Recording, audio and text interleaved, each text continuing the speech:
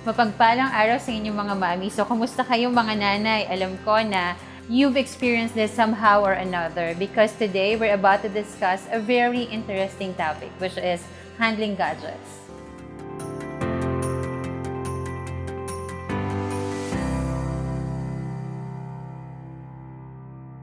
Pag minsan hindi nyo alam kung ano yung gagawin nyo. Like for example, you're busy and the best thing that you could give to your children is your phone or your gadget so that mapapatahimik nyo sila. Mapapatigil nyo sila kung ano yung ginagawa nila. So what you're doing is that ginagawa nyong virtual yaya ang inyong mga cellphone, ang gadget, ang internet. But don't you know, the online safety index of Philippines is only 28.3. Ang average is 30 to 59.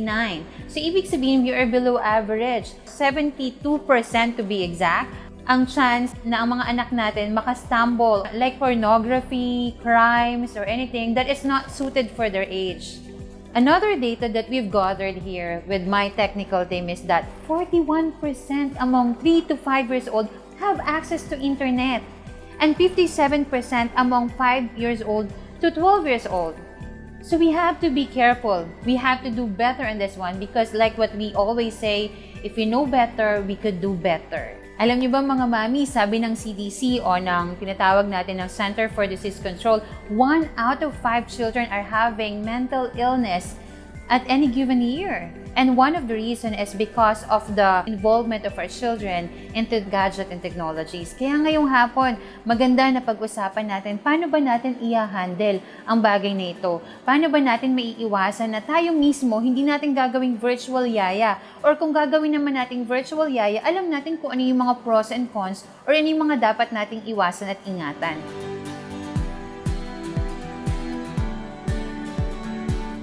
Media, or yung M stands for mealtime.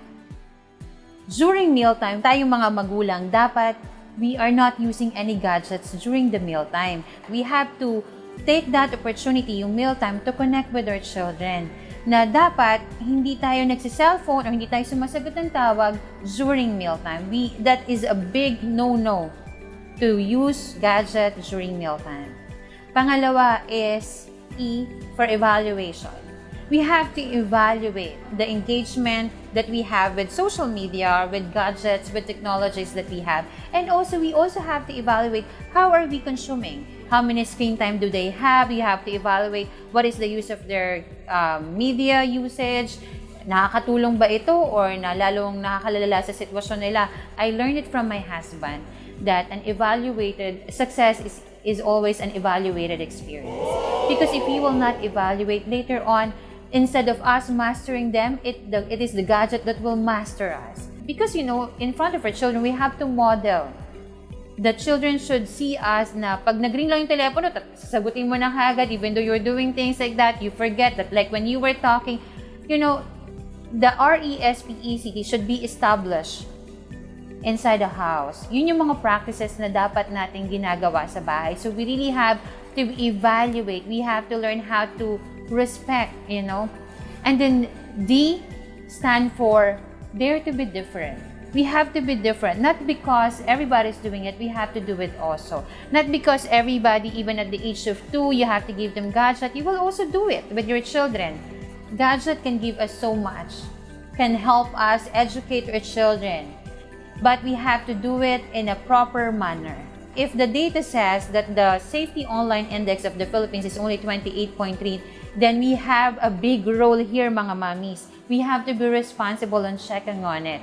So the best way to handle that is that you go for sites that are pre-downloaded. You can check it. You can see what's in it before you give it to your children. And then, as much as possible, it's not linked in the internet so that there will be no accident of getting to any sites that will bring your children to unsuited internet sites. And then, secondly, is dare to be different. A lot of people, they love posting their children. We mommies, we love to post our children. We love to brag our children. But is it safe? Actually, a lot of pedophiles just grab pictures from your photos and they do it for something else, you know.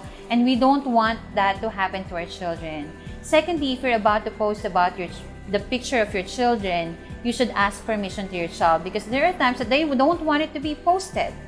We have to be respectful. The RESPECT should always be observed and practiced. Privacy is security, and security is victory. So it's also one way of building trust with your children, that you will not do something silly with regards to their pictures and things like that. I stands for identity. You have to know your identity, mga mommies. Sa pag-handle ng gadget, dapat alam mo yon. Dapat hindi dahil ginagawa nila, gagawin mo rin. Hindi dahil okay to sa kanila, okay din to sa'yo. Hindi porke napanood mo to, gagawin mo rin to. You have to know your identity. Alam niyo, sa bahay namin, we have the mission, we have a mission, we have a purpose, we have a values, and we try to practice that as much as possible. We try to implement it in everything that we do inside our house, because that's the identity of our family. Identity matters. And lastly will be affirmation.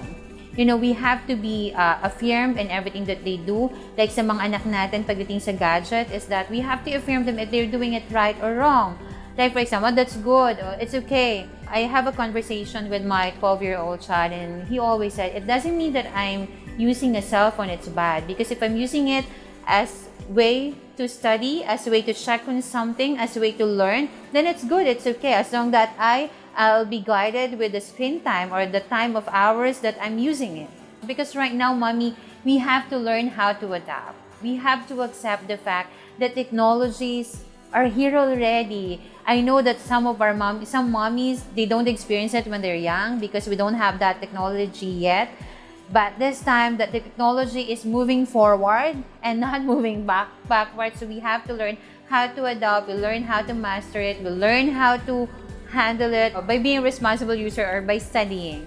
Like what I told you last time with our previous episode, learning add confidence, learning add substance in us, learning allow us to do better and to become a better mom. So it's time for you to consider mealtime, to evaluate, to dare to be different, to know your identity, and to affirm your usage and your practices inside the house with regards to gadget.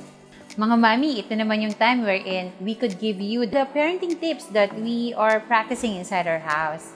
So sa amin, basta kami, ang bata should only use their gadget in the common area.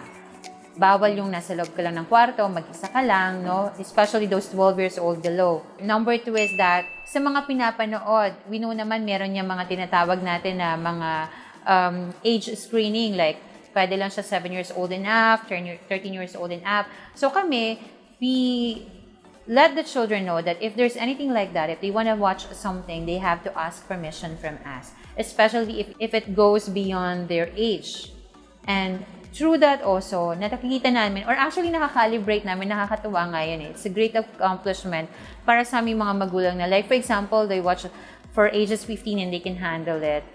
Tapos, pag alam namin na hindi nila kayang i-handle if they are trying to imitate what they watch, or something ginagaya nila or nagtatanong sila, it means they are not yet ready to watch those kind of movies. Most of the time, what we do is that we have a family movie time. We just watch it together. And through that, we can tell them, oh, it's a no, it's a don't. Next is that we engage. We engage to our children. We play with them, you know. And then, my husband is the one actually most of the time doing that. You know, he plays what they play. He watches what they watch. Because sometimes, honestly, me, I really don't understand. I am a serious type. My children will always tell me, actually, Mom, I really don't think that you would play Mobile Legend, but actually I did. I played that because it's how I connect with my children. I have three boys and 1 girl, and then I did. I'm playing Mobile Legend. Yeah, you can check. My account is Yayo, ne? Yeah, but I'm not good at it. But it's one way, you know, we really have to engage because it's one way of connecting to your children, and it's one way of affirming them also that what they're doing is actually not bad. It's actually an entertainment that we could use from time to time to distress everything that is going on in our life. Another tips that I could give to you is that we do random check, you know. We must know their password. Even though sometimes it's too hard to memorize, it's too hard to, those patterns that's so unique. Yeah, we respect that, but they have to tell us the password so that we can check their screening time, we can check whatever it is that they search. We see everything that they're doing, we see every downloads that they're doing, we see everything. Even though we tell them that we respect their privacy, but still, because they are still minors, so they are still under our umbrella, under our care, so they have to submit to the rules and regulation of our house. To be honest, mga mommies, before I created this video, actually I talked to my son and my daughter on permission that I'll be using or I'll be telling some of their stories, because my role here is to share to you the joy of my parenting. It's not my goal to actually cover up, what I'm trying to tell you is the honest practices that we are doing inside our house. Tayong mga magulang, it's okay to be messy, it's okay to commit mistakes because we are all work in progress. Huwag kayong malungkot na, hala, mali yung ginagawa ko or tama ba itong ginagawa ko. That's why we are here for you. That's why if you have any questions, comments, or anything that you want to talk about, just leave comment below and we are happy to help you. We're happy to address that needs so that we could learn together. So, mga mami, asahan ko na patuloy niyong susuportahan ang channel na to so that we could reach out, we could influence more mommies to do better. See you in the next episode.